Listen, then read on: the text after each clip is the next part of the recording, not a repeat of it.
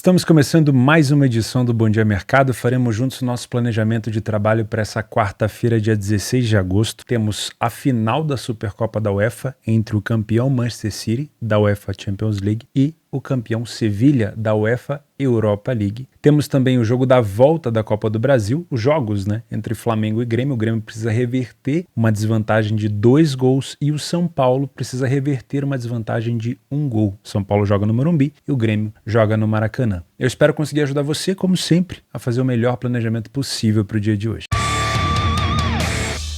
Começamos na Supercopa da UEFA entre o City, campeão da Liga dos Campeões, contra o Sevilha, campeão da Europa League. O City é que é a novidade, Porque a Europa League para o Sevilha é uma situação completamente normal. Temos uma cotação próxima de 1,40, ou seja, o mercado tem uma direção e é óbvio que é a favor do City, não só pelo fato do City ter ganhado uma competição mais difícil, mas também por ser um dos melhores elencos no mundo atualmente. O City fez uma temporada brilhante na temporada passada, tirou qualquer tipo de pressão que o Guardiola ainda tinha nas suas costas, em relação a dirigir um grande time, mas um time muito forte nos pontos corridos e não tão forte assim nas Copas, com vários vexames, inclusive uma final perdida para o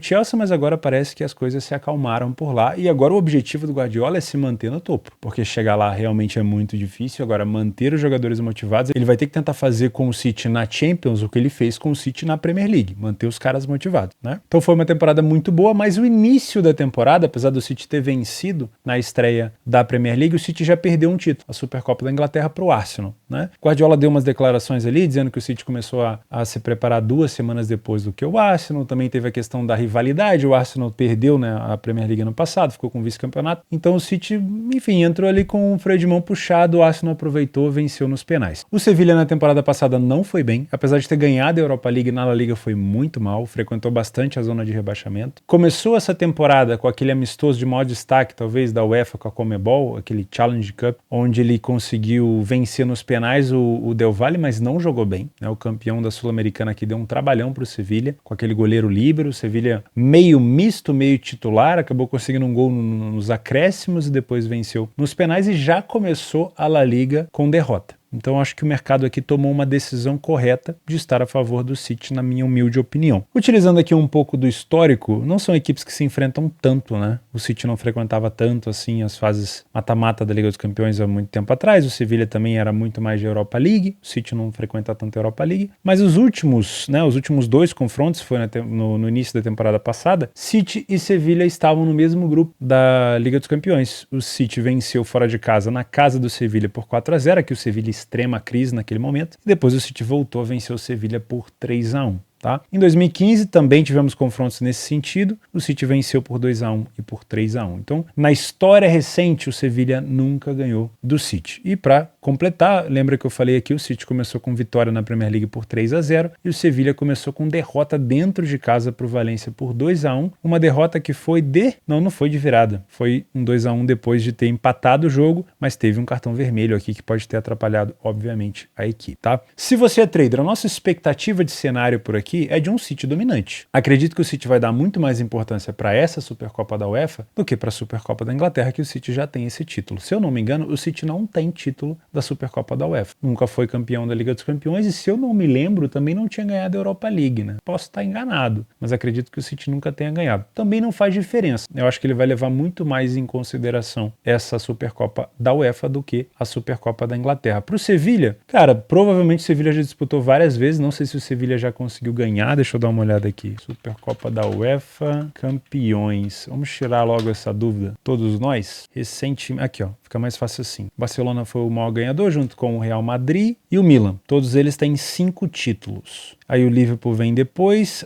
da Inglaterra tem os Chelsea com 2, o Nottingham Forest e Aston Villa tem 1 e o Arsenal não venceu nenhum. Então o City não tem esse título. O Sevilha tem 1 em 2006, então já está confirmado aqui. O Sevilha tem esse título, o City não tem esse título. Inclusive, a Espanha é o país que mais tem esse título. Curioso, Espanha contra a Inglaterra, nesse caso, é também o cenário desse jogo. Então, na minha opinião, o cenário é esse, o City muito dominante, com posse, o Sevilla tentando sair em alguns contra-ataques, o Sevilla é um time muito copeiro, sabe se defender, sabe se fechar, tá? Mas o que vai ditar pra gente se vale a pena trabalhar a favor do City no primeiro tempo ou não, é justamente o quanto o City fornece de oportunidade de contra-ataque ou bola aérea. Se o City estiver neutralizando isso, muito provavelmente teremos aqui um back favorito, né, para quem é trade. Se você é um punter, gosto de pensar nessa vitória do City, mas gostaria de uma cotação um pouco mais valorizada. Não que a gente tenha um risco extremo do Sevilla, porque o City é muito mais time. Se não tiver com o freio de mão puxado, muito provavelmente vencerá esse jogo. Porém, uma cotação de 1,40, ela é uma cotação arriscada para um Sevilla que pode, por exemplo, segurar esse jogo e tentar levar esse jogo para os pênaltis, tá? Então, o que eu gosto de pensar, cenário 0-0, esperar essa cotação do City valorizar um pouquinho, tá? Ou, se você quiser buscar uma cotação mais alta, tentar colocar um handicap asiático aqui, dando uma desvantagem para o City para você pegar uma odd mais alta. Vitória no primeiro tempo é mais complexo, né? Porque o Sevilla pode entrar muito compacto, tirando os espaços aqui para o City penetrar na área. O City vai ser forçado a ficar cruzando na área ou finalizando. Mas o Guardiola sabe enfrentar equipes desse jeito. Para você que vai trabalhar gols, eu não te aconselho trabalhar a favor de gols no 0-0. Como é uma final onde o Sevilla sabe da sua diferença tática para o time, técnica e tática, né? Principalmente na parte de qualidade, o Sevilla provavelmente vai tentar fazer esse jogo ser mais truncado, um jogo mais físico, que é o que o Sevilla gosta, né? Agora, se eu tiver um City na frente, aí não tem mais por que o Sevilla ficar tão compactado, ele tem que ir para cima. Nesse caso, eu vou ter um Sevilla descompactando, saindo com o seu bloco, dando espaço para o City contra-atacar. Como é jogo único, muito provavelmente teremos mais espaço. Então, gosto de pensar em gols se o favorito City estiver na frente. Se o Sevilla abrir o placar, o jogo tiver 0-0, eu tô fora do mercado de gols, porque aí provavelmente eu vou ter menos espaço ainda, tá? Esse jogo vai acontecer na Grécia, na casa do Olympiacos, então é um estádio completamente neutro por aqui. Teremos 2 jogos para concluir as semifinais da Copa do Brasil nessa noite de quarta-feira. O primeiro às 19h30 entre São Paulo e Corinthians. O primeiro jogo de ida, o Corinthians venceu por 2-1 na Neoquímica Arena, e o São Paulo precisa no Morumbi pelo menos de uma vitória por 1 gol de diferença para levar esse jogo para os pênaltis. Lembrando que na Copa do Brasil não temos mais prorrogação, tá? Se o São Paulo vencer por 2 gols de diferença, ele se classifica, e se o Corinthians empatar, é o Corinthians que avança. Com essa cotação de 1,70, o mercado acredita que o São Paulo vai ter mais domínio do jogo, mais imposição dentro de casa, mais posse de bola, e o Corinthians deve jogar um pouco mais compactado, saindo em velocidade nas transições ofensivas. Eu acredito que é por aí, tá? Não acho que é muito diferente, não. São Paulo no Brasileirão, vamos utilizar os dados do Brasileiro para ficar um pouco mais fácil, lembrando que é jogo de Copa, envolve muito dinheiro, então não necessariamente eu posso julgar uma campanha muito ruim pelo fato do Corinthians jogar mal fora de casa nesse Brasileiro como verdade absoluta. Mas eu gosto muito de ver aqui a questão principalmente do São Paulo em casa. São Paulo venceu 70% dos jogos no Morumbi, saiu na frente em 50%, poderia ser um pouquinho mais alto, falhou em marcar em 30% e ficou 40% dos jogos sem sofrer gol. Isso aqui é importante para o São Paulo, não sofrer gols, tá? Porque o São Paulo precisa pelo menos vencer por 1 gol de diferença, mas não pode ficar se dando ao luxo de sofrer gols. Então marca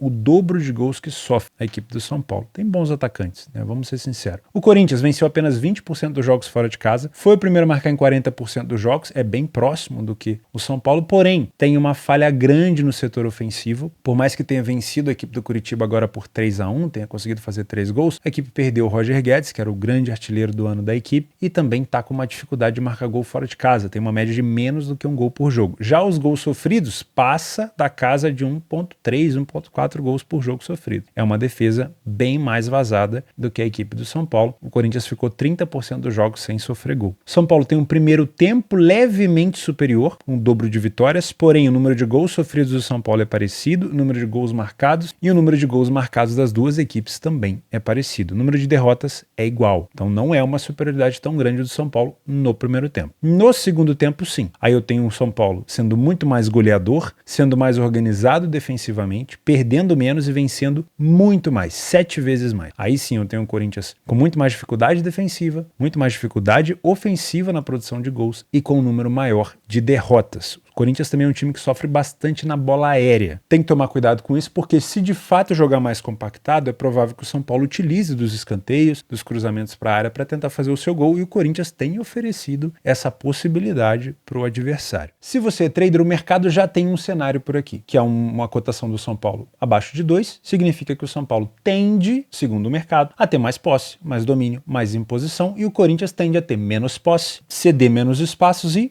quando possível, sair em contra-ataque. Esse é o cenário do jogo. Se esse cenário se confirmar, você vai ter uma cotação do São Paulo estabilizada, porque o mercado vai entender que sim, que era exatamente isso que ele esperava, então não tem porquê ele sair igual um maluco se mexendo. Esse é o conceito do trade, né? Para quem trabalha correção de preço. Não é muito difícil. As pessoas que na maioria das vezes complicam, né? Não conseguem aceitar, quer entrar em posição que não tá acontecendo no campo, ou quer, né, trabalhar com uma gestão completamente maluca e aí toma um prejuízo e aí desanda tudo a paçoca. Então, esse é o cenário que o mercado espera. O que o mercado não espera? O mercado não espera um São Paulo trocando bola com o Corinthians, trocando ataque, um Corinthians tendo mais posse de bola, ou um Corinthians avançando muito no campo ofensivo, querendo manter a bola no campo ofensivo. Isso aí vai assustar o mercado. Isso aí vai fazer com que a cotação do São Paulo corrija, mesmo com a necessidade do São Paulo em vencer o jogo, tá? Então, se for um cenário coerente com o que o mercado está esperando, estabilidade. Se for uma coisa diferente, mobilidade. Explico muito isso no meu curso, tá? Se você é Panther, primeiro cenário que eu gosto por aqui, pensar num jogo under, pré-jogo. Por quê? Não é interessante pro Corinthians ficar se expondo igual maluco. O Corinthians vai jogar provavelmente no erro do adversário, no nervosismo do adversário, ou tentar fazer um golzinho ali de bola parada. O Corinthians já tem pelo menos um pé na classificação. Quem precisa vencer é o São Paulo. Então o São Paulo vai jogar contra uma defesa mais compactada, mais fechada, que vai tentar tirar os espaços do tricolor. Esse é o cenário que o Corinthians provavelmente vai armar por aqui. Qualquer coisa diferente disso eu acho maluquice, tá? O Corinthians vir pra cima igual um doido, eu acho maluquice. Então, muito provavelmente eu vou ter um São Paulo tentando encontrar os espaços e o Corinthians tirando esses espaços. Isso tende a ser, no início, pelo menos, um jogo under. Pro Corinthians é excelente que esse jogo seja under. O que vai fazer esse jogo abrir? Um gol cedo do São Paulo, obviamente. Ou então um gol cedo do Corinthians que forneça ao Corinthians mais espaço ainda para contra-atacar. Mas aí vai depender do comportamento do Corinthians, se ele vai querer contra-atacar ou não. Esse é um cenário muito complexo, né? Porque a gente pensa assim, um gol é capaz de abrir a eliminatória. Depende de quem marcar. Se for o Corinthians, ele pode falar assim, opa, agora o São Paulo precisa fazer 2 gols em mim, então estou tranquilo. E aí, se ele estiver tranquilo e optar por não contra-atacar, esse jogo volta a ser um jogo under. Agora, se o primeiro gol for marcado pelo São Paulo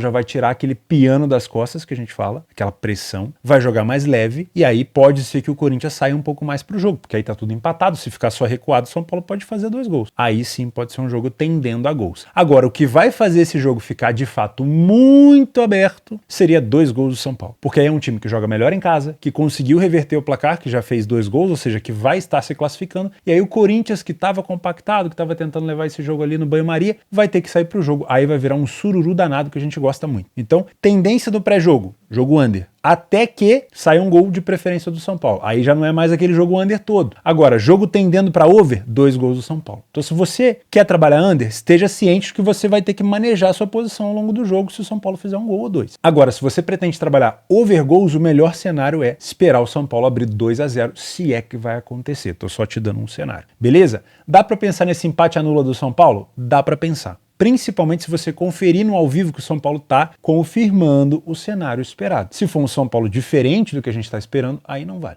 9h30 da noite, também no jogo da volta das semifinais, o Flamengo enfrenta o Grêmio. O primeiro jogo lá em Porto Alegre foi 2-0 para a equipe do Flamengo. E muita gente tem dito que o Flamengo já está com o pé na final. Mas o cenário recente, os últimos jogos, principalmente a eliminação do Flamengo para o Olímpia, a situação do Pedro com a comissão técnica do Sampaoli, e, entre aspas, a tentativa de resposta do elenco contra o São Paulo, que fracassou, o time jogou completamente desorganizado, mostra que o Grêmio tem sim chance de se classificar por aqui. O Flamengo é favorito porque vai jogar contra uma defesa que vai precisar se expor. O Grêmio não pode vir para o Maracanã para pensar o seguinte, não, eu vou marcar um golzinho aqui e depois eu resolvo. Não, porque é 2 gols de diferença. Diferente do São Paulo, não é um gol só. Quando é um gol só, você pode tentar administrar, tirar os espaços do adversário, encontrar uma maneira de fazer o seu gol ali de uma bola parada e tudo mais. 2 gols de diferença, você já tem um Grêmio precisando sair um pouco do seu campo defensivo e já partir para cima do Flamengo logo antes. E o Flamengo, que tem jogadores de velocidade, principalmente nas pontas, pode utilizar muito isso para poder contra-atacar e punir o Grêmio. Porém, a marcação do Flamengo tem sido cada dia pior. E o Flamengo, quando não está com uma marcação encaixada, ele permite muito os toques entre as linhas e o Grêmio provavelmente vai vir de maneira muito agressiva por aqui e confiante de que dá para tentar virar. E realmente não é um cenário impossível de acontecer. É improvável? Olha, talvez seja improvável, mas não é impossível, tá? Então, sim, acredito que o Flamengo é favorito muito provavelmente por conta dessa exposição extrema que o Grêmio vai ter que tomar durante o jogo. E isso vai abrir espaço para o Flamengo. Agora, dependendo do comportamento de marcação do Flamengo, se o Grêmio conseguir neutralizar essas saídas para contra-ataque e se o Grêmio conseguir explorar muito bem esses vacilos defensivos que o Flamengo tem dado, o Grêmio sim tem chance. Se o Flamengo se comportar da maneira que se comportou lá em Porto Alegre, na Arena do Grêmio, aí o Grêmio tem uma chance muito menor, porque ali era um Flamengo muito organizado, muito compactado na defesa, jogando muito bem, né? Não é mais aquele elenco de 2019 que jogava numa correria com marcação-pressão o tempo todo. É uma equipe que rouba a bola e vai tocando devagar, que vai criando de trás, vai empurrando o adversário para trás e sabe fazer isso muito bem, né? Mas nesse jogo contra o Grêmio especificamente, a gente provavelmente vai ver um Flamengo mais agressivo no contra-ataque, com mais velocidade, porque o Grêmio vai ter que jogar com linhas um pouco mais altas. Esse é o cenário que eu acho que é um pouco mais plausível, né? Utilizando o PDF de apoio, Brasileirão, lembrando, Brasileirão não é o foco do tricolor gaúcho, né? O foco do tricolor é Copa, assim como o Inter, como o Atlético Paranaense. Então, muito cuidado aqui ao taxar a campanha do Grêmio fora de casa como uma campanha,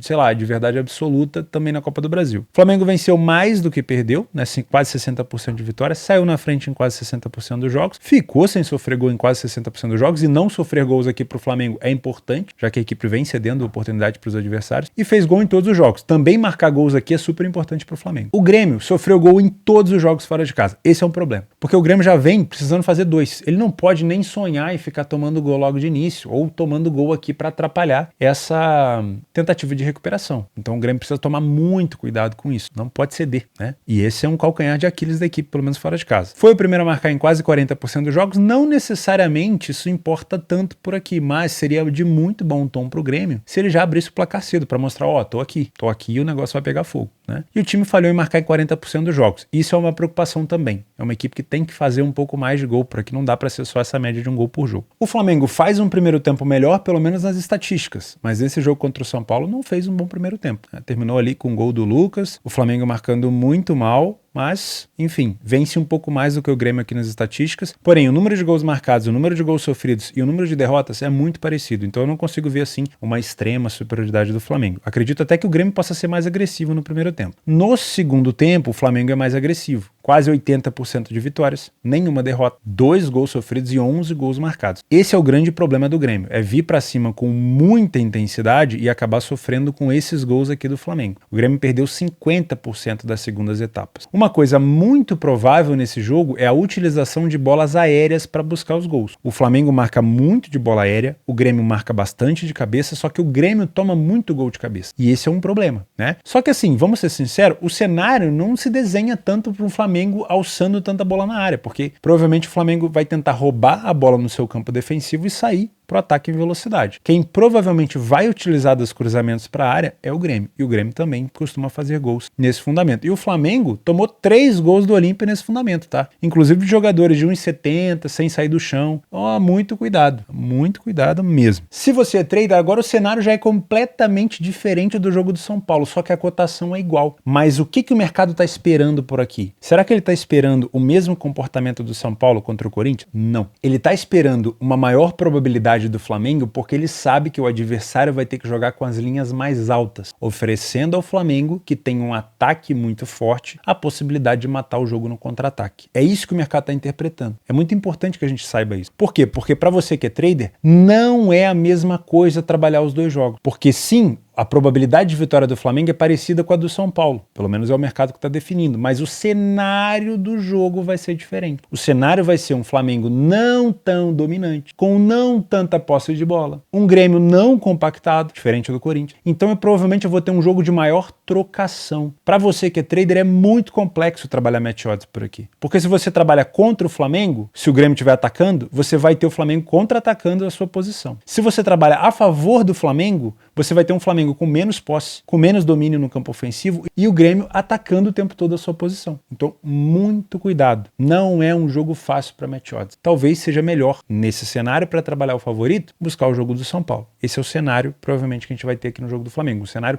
perigoso. Se você é Panther, aí já muda tudo. No jogo do São Paulo, eu tenho um favorito que deve jogar contra um time compactado e aí vai ser talvez um jogo com uma expectativa mais under no começo. Nesse jogo aqui, eu já tenho um favorito de muita velocidade que vai jogar com a vantagem, tendo vendo o não favorito vindo para cima para buscar uma recuperação de resultado. Então aqui eu já tenho um cenário de jogo over, certo? Então não adianta eu vir com uma expectativa under num jogo como esse, porque eu sei que as duas equipes vão ter espaço. O Grêmio vai criar os espaços e o Flamengo vai aproveitar os espaços cedidos, entende? Então é muito mais provável que a gente tenha um cenário de jogo over aqui e um cenário de jogo under lá. Lembre-se, nós não controlamos o resultado final. O jogo do São Paulo pode ser 3-0 ou 3-3 e esse jogo pode ser 0-0. A gente não consegue controlar o resultado final. Mas se a gente estiver cada vez mais próximo do cenário que acontecer no jogo, a gente não vai ser surpreendido. A gente vai ganhar dinheiro no longo prazo, certo? A gente comentou sobre isso numa discussão que a gente teve aqui na aba de comunidade, também lá no Telegram. Tem muita gente que quer acertar um jogo. Vamos supor que esse jogo do Flamengo aqui, vou usar o mesmo exemplo daquela discussão, tá? Vamos supor que esse jogo do Flamengo teve 30 chutes no gol. O Grêmio perdeu um pênalti, o Flamengo chutou na trave várias vezes. Aí alguém que trabalhou under vai falar assim, eu acertei. Você acha que esse cara vai ter lucro no longo prazo? Ah, mas o cara que trabalhou over, o jogo ficou 0-0, ele tá puto, ele tá estressado, ele perdeu dinheiro, apostas não funcionam, quem deu a dica tá errado. Você não pode ter esse imediatismo de querer acertar uma aposta, meu amigo, porque no mundaréu de apostas que a gente faz ao longo de uma temporada, o que é uma aposta? É por isso que eu sempre falo, cuidado com esses influenciadores de marketing que ficam postando lucro com o dedinho pra cima, falando chupa Denise, que não sei o quê. Gente, uma aposta. O que é uma aposta no longo prazo? Nada. Agora, se você entra a favor de gols num jogo, um cenário que se cumpriu extremamente aberto, você está muito mais próximo de uma situação de valor que vai te colocar em lucro provavelmente no longo prazo. Então não queira acertar uma aposta, queira acertar o cenário. E o cenário indica um jogo mais aberto. Se o jogo não estivesse confirmando, para você que trabalha pré-jogo, se esse jogo for uma merda, aí foi um cenário errado. Por mais que você tenha ganhado dinheiro, esse jogo foi um cenário errado. Pode ter sido um jogo com pouquíssima finalização, um jogo onde ninguém produziu quase nada, mas saiu, vamos supor, 3 gols. Foi um jogo ruim. Pode ter certeza que se você repetir isso no longo prazo, talvez você não ganhe dinheiro. Ou você fique trocando dinheiro com o mercado. Mas se for um jogo muito aberto e você trabalhou gols, mas os gols não saíram, não se culpe. A gente não controla o resultado final, tá bom? Minha expectativa por aqui, jogo bom para gols, na minha opinião. Jogo com tendência de ter pelo menos 2 gols. E não duvido de um ambas marcam. Porque o Grêmio precisa marcar, o Flamengo tem cedido oportunidade e o Flamengo tem a oportunidade de jogar contra uma defesa que vai jogar exposta com linhas altas, beleza? Dá pra pensar nessa vitória do Flamengo em 70? Eu não te aconselho. Eu não te aconselho porque o Flamengo passa até perdendo o jogo. Então, com esse risco aqui envolvido, esse momento do Flamengo, não. 1,70 eu não compraria esse risco não. Se fosse mais alto, talvez. E às 7 horas da manhã, no jogo extra, temos a semifinal da Copa do Mundo Feminina, a Austrália que joga em casa contra a Inglaterra. Teremos um campeão inédito, hein? Suécia contra a Espanha, Austrália e Inglaterra. Interessante. Se você acorda cedo, puder acompanhar, pode ser um jogo muito bom. Um jogo parelho ali, o mercado dá um leve favoritismo aqui para a equipe da Inglaterra, mas um jogo parelho porque a Austrália vai vir com muita força da sua torcida. Tá bom? Eu vou ficando por aqui. Às vezes a gente devaga um pouquinho, comenta um pouco mais sobre coisas emocionais, sobre metodologias, mas, cara, é porque eu gosto de conversar com vocês. Eu tô aqui todo dia, né? Então, eu gosto, é legal. E pra vocês que falam assim, não desanima da criação de conteúdo só por causa de X, Y, Z falando merda. Gente, eu escuto gente falando merda há 13 anos. Começando com a galera, né, que me conheceu quando eu tava entrando na área, falando que isso aqui não ia dar nada. Eles tinham razão em alguns aspectos. Realmente é muito difícil. Ganhar dinheiro aqui é muito, muito difícil. Muito mesmo. Mas tem muita gente que fala merda também, né? Enfim, tem alguns que falam merda por preocupação, que não querem ver a gente mal. Tem outros que falam merda mesmo só pra torcer contra. E também já escutei muita merda criando conteúdo. Eu crio conteúdo há 6 anos. Já escutei merda pra caramba. Mas não tem problema, eu gosto muito de fazer o que eu faço. E enquanto eu tiver prazer de fazer, estarei por aqui com gente falando merda ou com gente falando bem. Tá tudo certo, entendeu? Muito obrigado pela companhia de vocês. Se você não é inscrito nesse canal, o convite para você se inscrever e estar comigo nessa jornada de produção de vídeo todos os dias, hein? Ainda não falhei nenhum dia. 14 de agosto já, desde o início do ano, eu não falhei nenhum dia. Nem quando a grade era fraca. Nem quando tinha jogo da segunda divisão da Bielorrússia. Não que eu trabalhei, tá? Mas eu comentei. Beleza? Muito obrigado pela sua companhia, um grande abraço, fica com Deus e até quinta-feira.